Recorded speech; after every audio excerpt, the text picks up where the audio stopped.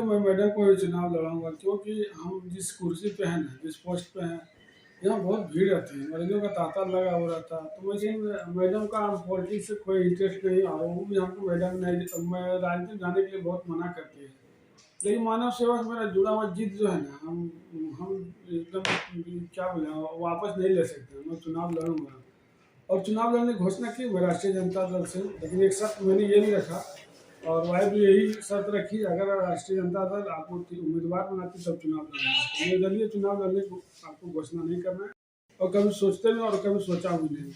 रही मानव सेवा करने की बात है, जो आपसे हर हमसे मैडम का यही कहना है कि आप तो समाज सेवा कर ही रहे हैं, आपसे जो बन पाता कर ही रहे हैं लोग को।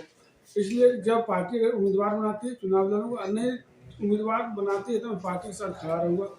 पार्टी को मैं जीत लाऊंगा, इसमें कोई शक नहीं। और इस बार तेजस्वी को मुख्यमंत्री बना के छोड़ना चाहिए, जो भी मेहनत करना। क्षेत्र में घूमते जो बेसिक प्रॉब्लम समस्या होती है नहीं जाकर, छोटी छोटी समस्या। और सबसे ज्यादा क्षेत्र में हमको जब जो पेयजल का बहुत बड़ा समस्या होता है, पेयजल और स्वास्थ्य दूसरी चीज बहुत समस्या है। हम तो देखते हैं कि मरीज गिरता है जहाजा में तो हाथ पर लटके हुआ चलाता है, जब इलाज करने कोई बीच में कहीं कोई सेवा नहीं मिलती है। तो मेरा कहने जब गिरा वहाँ पे तो उसका प्राथमिक कोई सरकारी गवर्नमेंट में कुछ इलाज होने चाहिए ना। नहीं कच्चा प्लास्टर सिले भी नहीं लगता सरकारी हॉस्पिटल वाला, यूं ही लटका लटक के भेज देता है, पैर ऐसे ही टंगा हुआ चलाता है। जो दूसरा बात बेसिक प्रॉब्लम गाँव में हम देखते हैं, कभी कोई मरीज जो है आता ब्रेन हेमरेज लेकर आता है सिंपल। तो मेरा कहने गांव में जो बेसिक लेवल, गांव लेवल पे कोई इलाज नहीं, कोई सुविधा नहीं। सरकार बड़े बड़े हॉस्पिटल जरूर बना दे, स्वास्थ्य केंद्र, ये केंद्र, प्राथमिक चिकित्सा केंद्र, बहुत केंद्र बनाए, लेकिन उसका रिजल्ट जीरो है। सब खाली बिल्डिंग खड़ा किया, हमने कभी काम नहीं, खाली बिल्डिंग से खड़ा है, उसका आउटपुट कम, रिजल्ट जीरो है। आप जो एक सदर हॉस्पिटल नहीं चला पाते ट्रेनर से, तो आप प्राथमिक चिकित्सा केंद्र की बात कैसे सोच सकते हैं। तो डायरेक्शन अपने डायरेक्शन में को ट्रेन करूँगा, और उनको कम से कम जो बेसिक होता है, बीपी है, शुगर है, हल्का फुल्का जो बुखार वगैरह है तो उसको कैसे इलाज किया, तो वो दवाएं सरकार की तरफ से उपलब्ध कराऊंगा लोगों को। इतना चिकित्सा स्वास्थ्य केंद्र, प्राथमिक केंद्र बना, वो ऐसी जगहों पर मैं उनको सुविधा दिलाऊंगा, सरकारी गवर्नमेंट की तरफ दिलाऊंगा। हो सकता है आप जहाँ तक नहीं दिखा पाए सरकार का, अपने पैसे खर्च कर दिलाऊँ।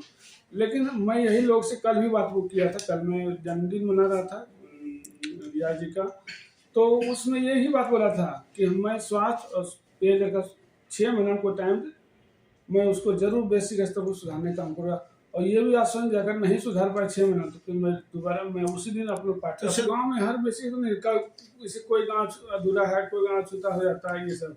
हम जोगियाँ का अब आदिवासी गाँव गए थे, विश्वास करिएगा, हम कम से कम 3 गाँव 5 गाँव उधर, 3 गाँव में इतनी पानी की किल्लत थी, तो हमारे आँख से आंसू आने लगा। हमको लगा हमारा सब पैसा बेकार है तो इसको पानी नहीं दिला दो। मैंने करीब 3-3.25 लाख रुपये खर्च हुए उसमें, अभी पता कर लीजिएगा। हम 3 चापाकल गड़वाएँ वो जंगली क्षेत्र में, और जनरेटर भी भेजवा दें इस गाँव में जहाँ लाइन लगा है। नहीं था, बिजली नहीं थी, हम जनरेटर चौकिया गाँव है, पता करें जनरेटर भेजवा दें। और 3 चक्कर ये है लक्ष्मी प्रखंड का। अगर जाकर आदिवासी समुदाय जो घूमते हैं ना, जंगलों में रहते हैं, उनकी समस्या बहुत बदतर है। कहीं बिजली नहीं, अभी बिजली नहीं है। तो मेरा कहने की सबके बहुत बड़ी परेशानी है, रोड नहीं है, अभी भी रोड गांव में जंगली आदिवासी गांव में रोड नहीं पहुंचा है। निधि बना तो सबसे पहले काम उसी आदिवासी समुदाय के लिए करूंगा, और वैसे महादलित समुदाय का करूंगा जो कि उनके घर पे जाने के लिए रोड पगडंडी नहीं हो। बहुत शर्म की बात है, कोई आदमी बीमार है, डिलीवरी का अगर आ जाए तो कैसे जाएगा हमको ये भी पता नहीं।